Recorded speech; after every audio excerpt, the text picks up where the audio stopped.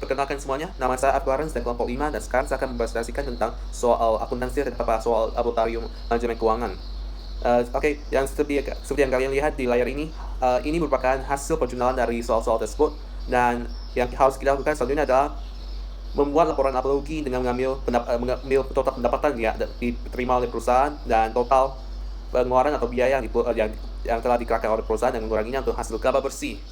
Langkah berikutnya adalah untuk membuat laporan perubahan modal, di mana kita mengambil modal perusahaan pada awal tahun dan dan laba bersih yang telah dicari sebelumnya dikurangi dengan prefend yang diambil, dan akhirnya menghasilkan increase in owner equity yang akan ditambahkan kepada modal perusahaan pada awal tahun, sehingga menghasilkan perubahan modal yang telah diterima kita pada akhir tahun. Dan berikutnya adalah balance sheet, di mana kita harus menentukan apakah total aset dan total liabilities balance atau tidak, dengan menambahkan aset dengan aset dan liabilities dengan liabilities.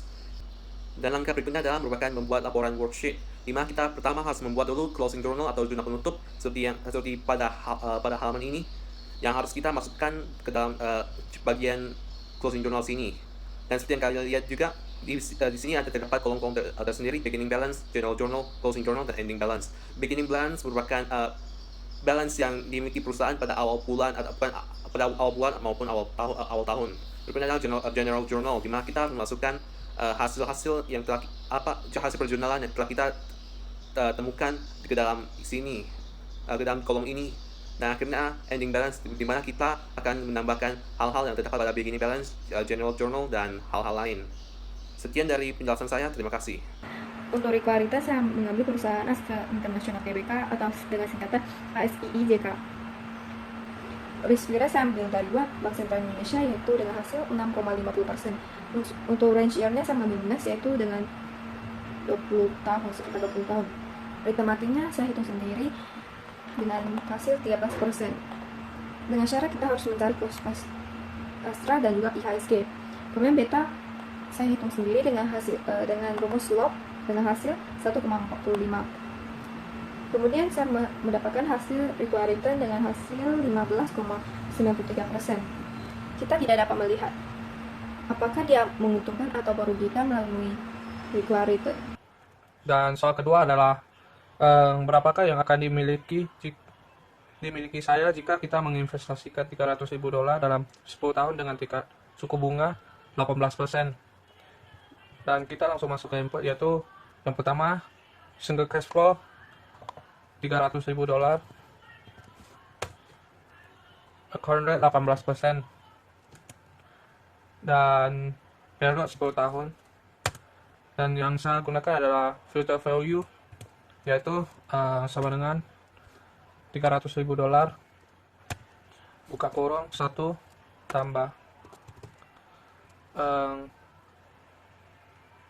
account rate tutup kurung pangkat 10 sama dengan 57319. Sekian, terima kasih. Halo, selamat siang semuanya. Nama saya Tia Jessy dengan NPM 1941274. Jadi saya sekarang ini akan menjelaskan mengenai millennial investing. Nah, saya sendiri sangat merekomendasikan mengenai investasi emas secara online. Mengapa demikian? Karena yang pertama itu kita bisa pantau bagaimana sih penjualan dan pembelian harga emas itu, dan apabila harga emas itu naik, maka kita bisa mencairkan tabungan emas yang telah kita tabung selama ini. Nah, yang kedua itu karena resiko emas itu sangat kecil. Nah, emas itu tidak akan mengalami penurunan dan nilai kenaikan secara drastis dalam waktu yang singkat, itu tidak mungkin. Dan yang ketiga itu karena emas itu bisa menjadi salah satu penyelamat bagi kita semua. Misalnya COVID-19 ini, dalam pandemi situation ini banyak orang kondisi ekonominya itu sangat buruk dan membutuhkan uang secara mendadak. Nah, itu bisa menjadi sebagai salah satu penyelamat bagi kita semua untuk bisa menyelesaikan kondisi ekonomi yang buruk ini. Nah, selain itu emas ini mengandung nilai yang sangat bagus, karena saya mengambil contoh saja, jika kita membeli emas dengan harga 10 juta, nah 10 tahun kemudian harganya itu tidak akan jauh beda. Nah, jadi saya sangat merekomendasikan investasi emas secara online. Dan jika Anda berminat untuk melakukan investasi emas secara online, tentunya Anda harus mengecek dan memeriksa platformnya apakah sudah diakui oleh pemerintah atau belum. Nah, terima kasih atas perhatiannya. Semoga yang saya sampaikan hari ini bisa memberikan manfaat bagi kita semua. Nah, di sini ada bukti dari perusahaan gas negara TBK-PT ini.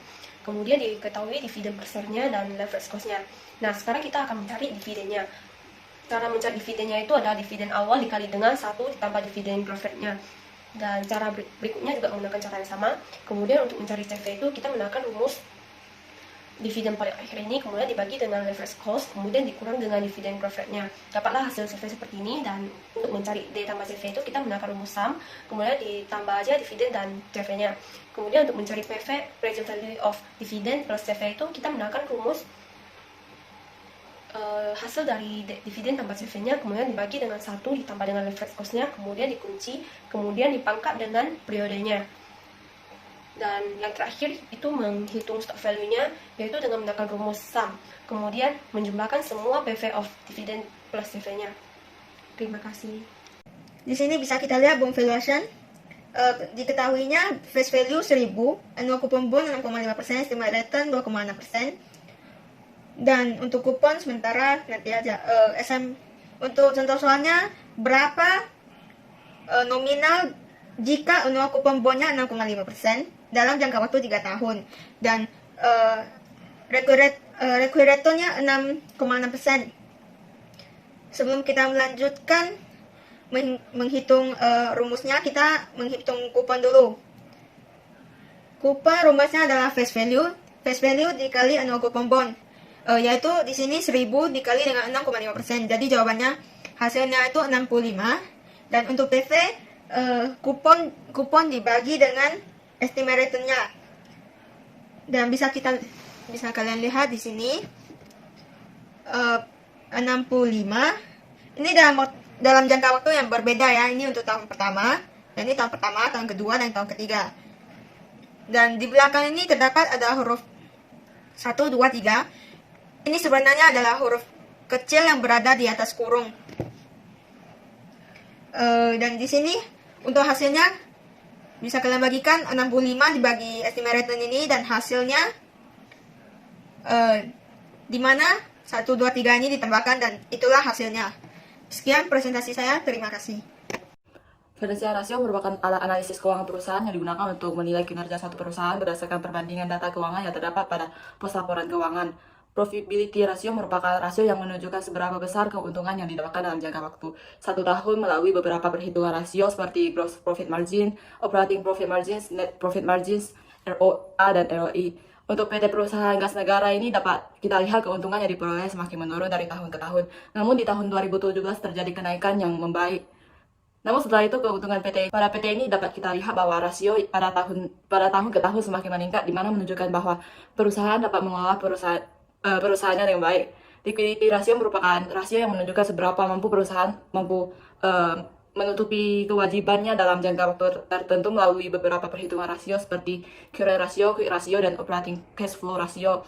Untuk PT perusahaan gas negara ini bisa kita lihat bahwa pada posisi ini perusahaan dapat menutupi kewajibannya dengan baik. Persentase rasio ini dari tahun ke tahun semakin menurun, yang mengartikan perusahaan mampu menutupi kewajibannya dengan baik.